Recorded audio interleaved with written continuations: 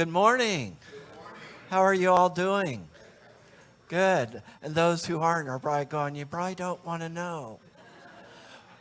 But wherever you are in your life, just know that everything is working together for some purpose.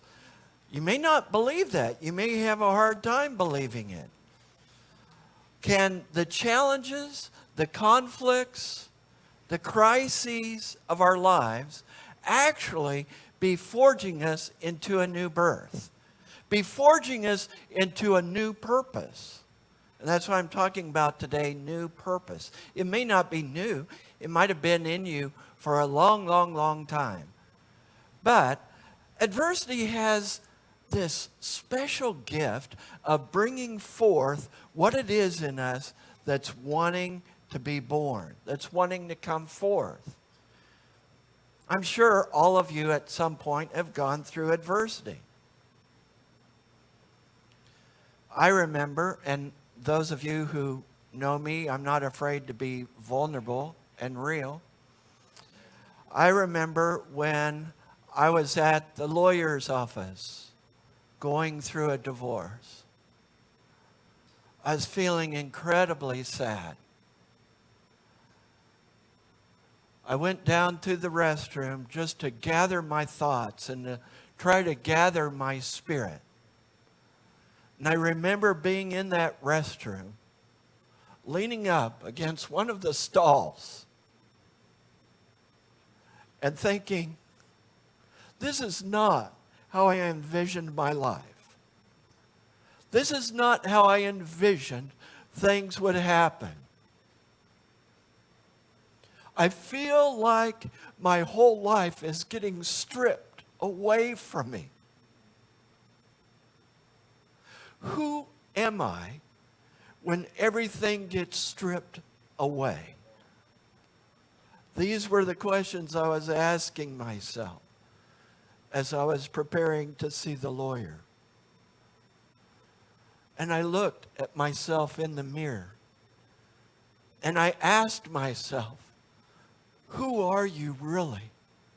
When everything gets stripped away, who's in there? It was the beginning of a metamorphosis for me. In order to really have a big change, something needs to be stripped away, just like a caterpillar who crawls up and goes to a branch and begins to form the chrysalis, goes through a change, releases what they used to be, or at least what they thought they were, to become more of who they are created to be. And as I've shared before, some of you may have heard, they go into the goo. Are you in the goo? Have you been in the goo? Some people say that it's a bad thing to be in the goo. No, that's where transformation, metamorphosis occurs, is in the goo. And actually, scientists in studying the goo, the caterpillar dissolves. The caterpillar dissolves into this goo. They've actually been able to identify the imaginal cells. I'm not making this up. You can look it up online. The imaginal cells are there in the goo and they can be observed. The butterfly is existing in the goo, in the imaginal cells. And in your difficulties, in your challenges, in the conflicts that are going on in your life, whatever may be happening, maybe everything's going really great, but whatever is happening in your life, the imaginal cells of who you are yet to be is being born. That's pretty exciting, actually. It's not fun, though, when you're going through the goo. It's not fun when you're going through the challenges, the crises, the conflicts. It's not fun. That reading by Carl Jung talks about the Greeks referring to a time, and Carl Jung is saying this is the time for the gods to experience metamorphosis. And he said that's talking about these principles and these symbols. It's talking about all of us. And he basically says the conflict, the challenge that you are seeing out in the world, that you are seeing out in your field of influence, is actually an expression of what is going on in the unconscious aspect of you. That we are transforming. We are evolving individually and collectively as a world. And we are seeing the labor pains of this birth. When my son was born, his mother went into 32 hours of labor. Some of you can relate to this. 32 hours is a long time to be in labor. We were at a relatively small country hospital, and it was challenging. And I would put my back up against her back, and when she'd go into contractions, I would help support her, so we were doing the labor together, in a sense.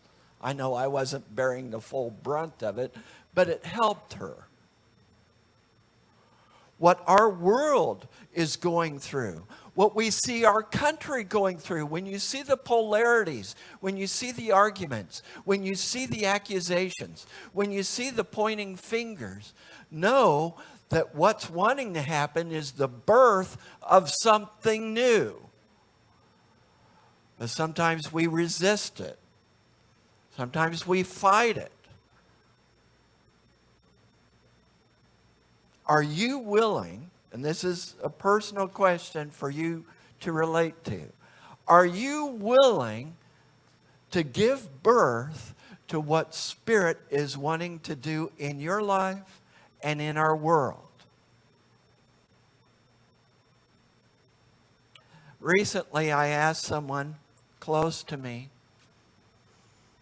I said, are you willing to pray that God does whatever it takes for you to fully be revealed as what you are here to be?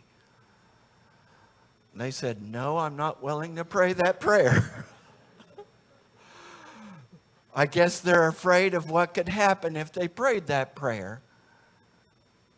And some people, I know not everyone believes in God, but some people have this idea that if we give and surrender everything to God, that God is somehow going to do something terrible to us. Like God is some neurotic parent.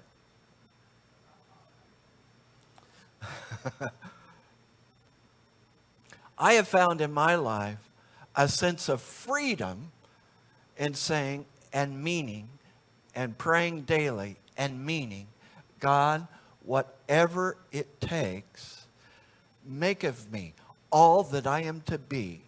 Make of me as close to you as I can be. Make of me the person that I want and need and am propelled forth to be, whatever it takes. And I mean it. Are you willing to pray that prayer? Oh, there's a few of you who are. I didn't expect any hands. I really didn't. Because people are like, do I really mean that? We are on the cusp of transformation. When Jesus, and we'll hear more about this next Sunday. Next Sunday is Palm Sunday, March 24th. And by the way, some of you came to me today and said, oh, isn't this the day you're being initiated as a Brahmin? It's like, no, that's next Sunday, because I'll be talking about Jesus initiating himself for the biggest part of his mission. And we'll have free food out here, fixed by Nepali chefs. my God brothers and God sisters will be here, my guru. It'll be a fun time, so come for that. You may have never seen a fire yugya, an initiation ceremony, and Nepali food, and the best food you can find on island. Anyway, we are being asked, as Jesus modeled for us, as Jesus showed us, to step into a new way of being. Jesus believed in a world that works for everyone. He prayed, "Thy will be done on earth as it is in heaven." In John chapter 17, he said, "Father, may they all know that they are one, even as we are one."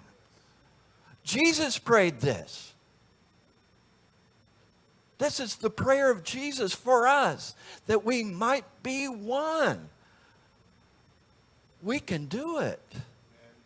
We can do it. So I mentioned earlier the movie Cabrini.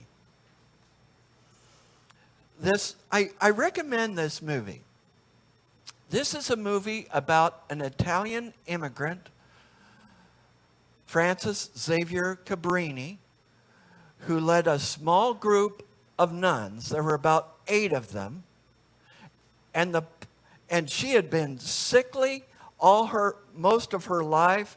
She had been turned down multiple times by religious orders, different groups of nuns. She finally convinced, and if you see the movie, you can see how convincing she could be. She convinced the Pope, and instead of sending her to China as she requested, he sent her to New York City. And this was in the late 1800s when there were lots of immigrants, Irish immigrants, German immigrants, but a lot of them had acclimated. And part of the way they had acclimated is that they were very white. White, like this guy here. So then the Italian immigrants came, and they weren't as white. They were more noticeable. And they were neglected. And the poor were dying. They were not receiving health care. As today, there was a health care disparity. Children were being ignored and abandoned. And so Mother Cabrini and her group was called in to do something about this. She wasn't expected to live very long. But she lived until she was 67 years old. And she formed 67 different groups, institutions, hospitals, orphanages, homes for poor people, opportunities for people to rise up and believed in the equality of all people, that we are all God's children. At one point in the movie, she is told, "You've been turned down 3 times by other orders for having a weak constitution. Just go back home and do what you need to do." This was her response. We can either serve our weakness or serve our purpose. We can't do both. Which do you wish to serve? Your weakness or your purpose? I really believe that there's much to say for a purpose-driven life. But some of us feel weak at times. Paul, writing in 2 Corinthians chapter 12, said, "When I am weak, then I am strong." And why did he say that? It's because when he was weak, when he saw the challenges, that's when he most relied upon the power within him. That's when he most relied upon the power of God. That's when he most relied upon that which is enduring, that which is everlasting. So those challenges, they can push us to the point where we tap into our strength, the power of this month. We tap into that divine eternal strength because we are changing into something that the world needs. We are changing into the answer to our prayers. We are changing into the answer to the world's prayers. Don't be afraid to be different. Don't be afraid to stand up. Don't be afraid to be what you are here to be. You don't have to be like everybody else. Why would you want to be like someone else? They're already taken. Be who you are. Right? There was a farmer, and he every year would get into a competition for growing the best corn. And Reverend Margie's not leaving because she's mad. They're going to honor her at Windward Church. They're all looking at you, Reverend Margie. Thank you. Thank you for being a light. You wanted to slip out quietly. I have great peripheral vision. So this farmer, he would win these competitions for having the best corn. And you know what he would do with the kernels of corn, the seeds for the next season? You know what he would do? He would give them to all his neighbors. Award-winning corn. And people asked him, why are you doing this? I mean, you keep winning each year the best corn. Why are you giving it away to your neighbors? He said, well, corn cross-pollinates. Insects come, and what is in my neighbor's field will come into my field. So, hear this. When one of us rises up, all of us rise up together. It's not competition. We're all here to rise up to the fullness of what we are called to be. We are the ones that are here to initiate transformation, healing on our planet. You have gifts within you. You have knowledge. You have experience. You might say, well, I'm retired. It's time to get refired. It's time to fire up with the imagination and the skills that you have.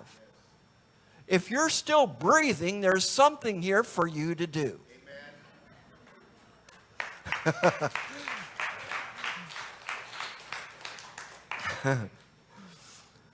So I encourage you to rise up to that sense of new purpose.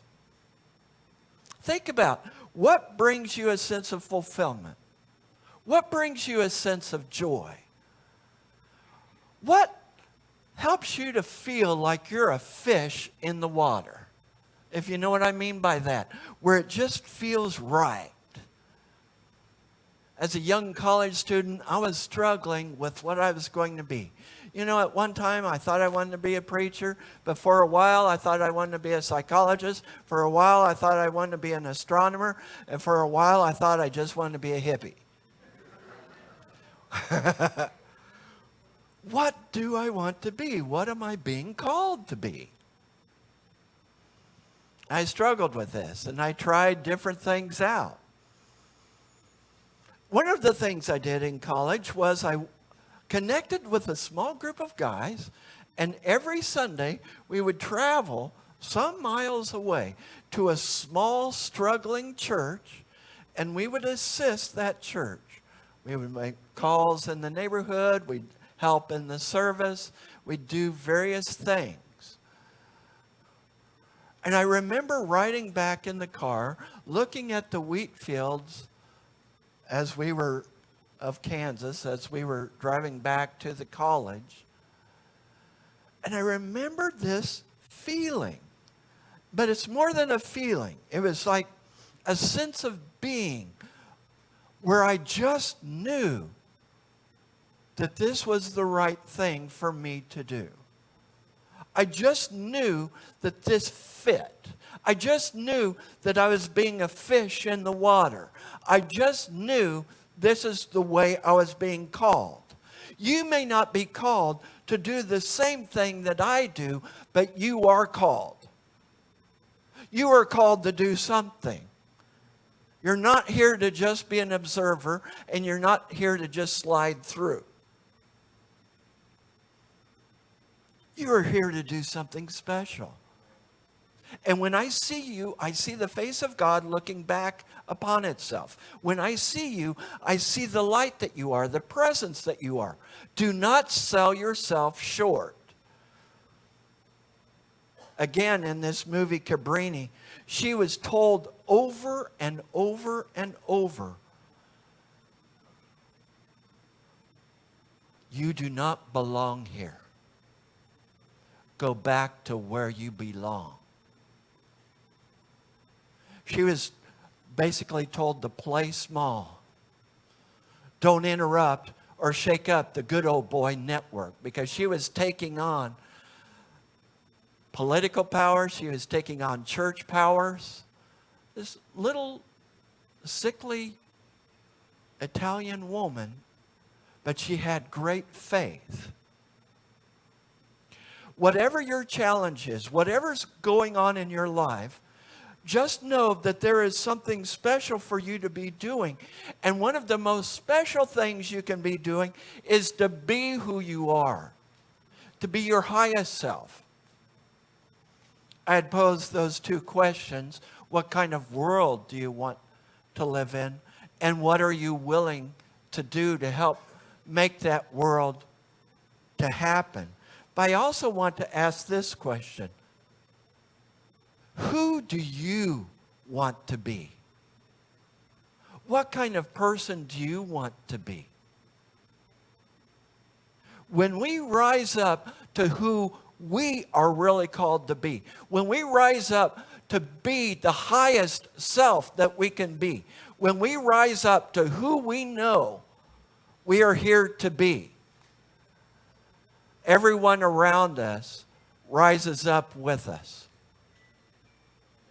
Everyone around us is benefited when you step up, when you allow yourself to be who you really are. We need you. I don't mean just in this beloved community, in this world. We need you to be who you are. You may be unique. I think all of you are. One of the things I love about unity is that we see the presence of God in your uniqueness. It's like a garden. We don't want every flower to look exactly the same. We're different colors, we're different shapes. We come at this differently, but we're all representing the presence of God. Who are you here to be? Next Sunday, I'll talk more about really initiating that hero's journey, that initiation of stepping into who we are really called to be. So please be here, join us next Sunday. I want to talk a little bit about my friend Bruce Schultz. Bruce was a part of this church for a long time. Some of you knew him. We had a celebration of life service this last Friday at the Outrigger Canoe Club, and got to hear stories about him and learn more about him. Bruce had been a coach. He had been a basketball coach, football coach, wrestling coach. He had coached these teams that became undefeated teams, became championship teams. He became the coach of a team that had never won a game. And he turned that team around. And if you know Bruce, he didn't do it by being angry or getting hard on people. He did it by seeing your gift and help encouraging it and bringing it forth. He did it by bringing out the real you. That's what he did with his basketball teams. When Olga Lucia and I came here on vacation, before I had come back as the minister, we came here on vacation. And Bruce and Charlotte wanted to connect with us. And Bruce said to me, Tim, I know it's your choice, but I think you're supposed to be here. He could see it. He did what he was called to do. He was here to call forth the light in others. What are you here to do? Same thing. Each one of us is called to do that. God does not call the perfect. God equips the called. There is a calling on your life, and God, that presence, will equip you for what you need to do. So live fully into your purpose. Live bold. Another statement from Cabrini. She says this to the Pope. I have found that I either need to live boldly or die. I encourage you to live boldly. Step into your purpose. It may have lain dormant for a long time within you, but it's time to resurrect it. That's what this whole Jesus event is about. To resurrect in you that purpose, that glory that you are born to be. You are born to be this. So live it. Thank you.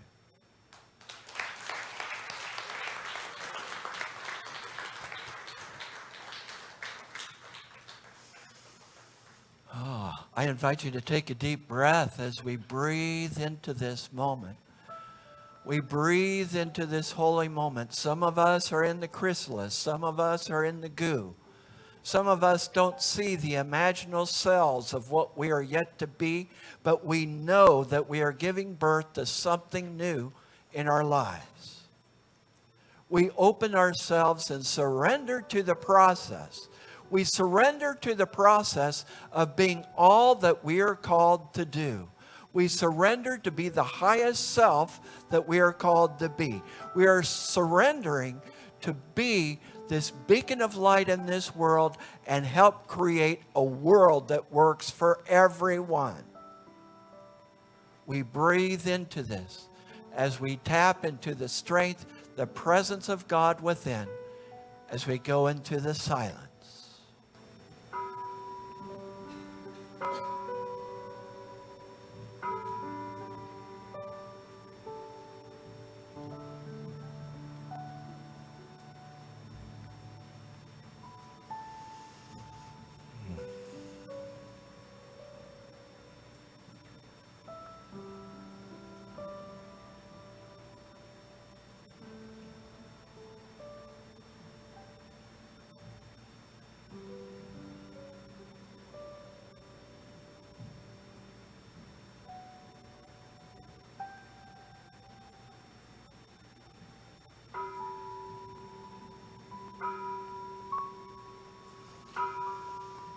We give thanks, presence of God living in, through, and as us.